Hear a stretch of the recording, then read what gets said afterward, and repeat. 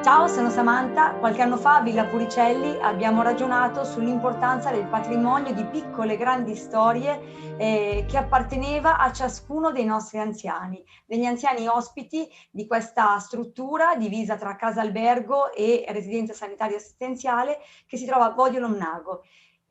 Insieme all'equipe di animazione, ai volontari, ai colleghi, ai parenti abbiamo raccolto circa un'ottantina di storie e sono state inserite nel loro contesto storico, culturale, di tradizioni e di vita di persone. Oggi, grazie agli attuali mezzi, possiamo superare la tradizione del libro parlato e possiamo far sì che questo libro non sia solo ascoltato, ma sia anche arricchito da immagini, immagini che ci consentono di rivivere pienamente l'epoca dei nostri anziani, un'epoca ormai lontana per la maggior parte di tutti noi. Lo scopo ultimo di questo libro è lasciare un patrimonio ai giovani, un patrimonio che non merita di essere perduto e tantomeno dimenticato. Noi nel redigere questo libro ci siamo entusiasmati e ci siamo emozionati molto. Siamo sicuri che la stessa emozione la proverete voi nell'ascoltare queste storie.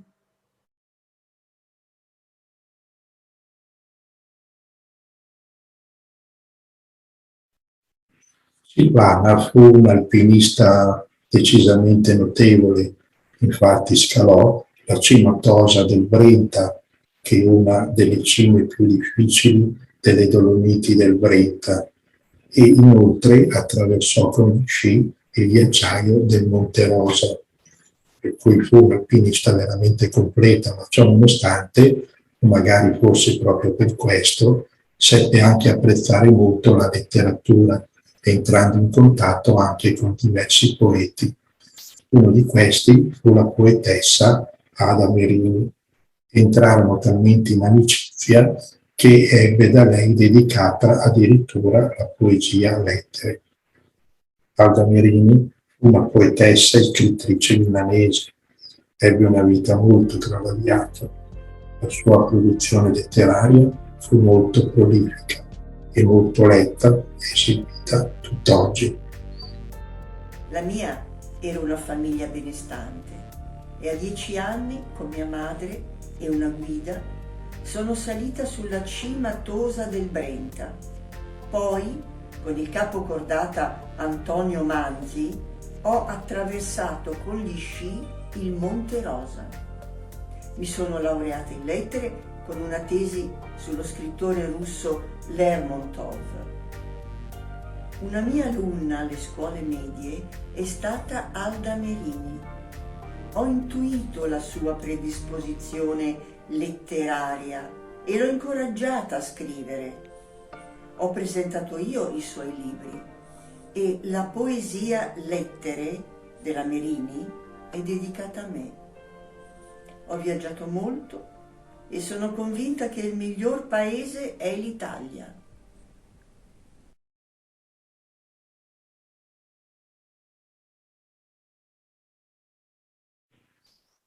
Spesso la tradizionale vacanza della luna di miele era la prima e unica occasione per uscire dal paese e Rosetta ricorda la sua luna di miele, ricorda questo lungo viaggio fatto per l'Italia con una profonda nostalgia, anche perché con il marito ha sempre avuto un rapporto bellissimo.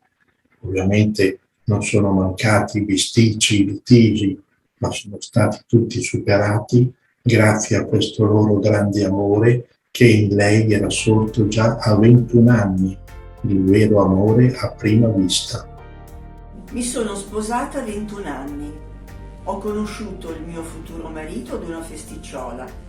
Ci siamo rivisti dopo 2 settimane e ci siamo baciati, promettendoci amore per sempre.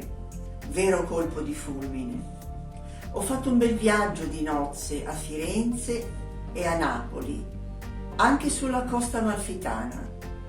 Abbiamo avuto solo qualche litigio, ma i litigi passano e l'amore no. Mio padre è morto improvvisamente a soli 40 anni e la cosa mi ha colpito profondamente. È morto anche mio marito e continuo a pensarlo e a ricordare i bei momenti passati insieme.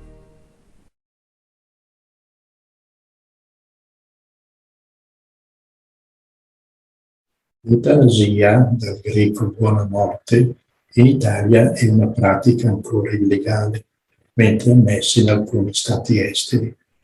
Consiste nel provocare la morte di un individuo su sua richiesta, in genere colpito da una grave malattia terminale. Con il testamento biologico, invece, si tende ad evitare l'accanimento terapeutico.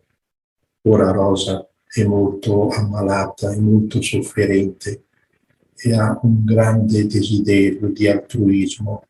Chiede addirittura che i soldi spesi per le cure mediche che le vengono somministrate vengano dirottate per i bambini sofferenti dell'Africa.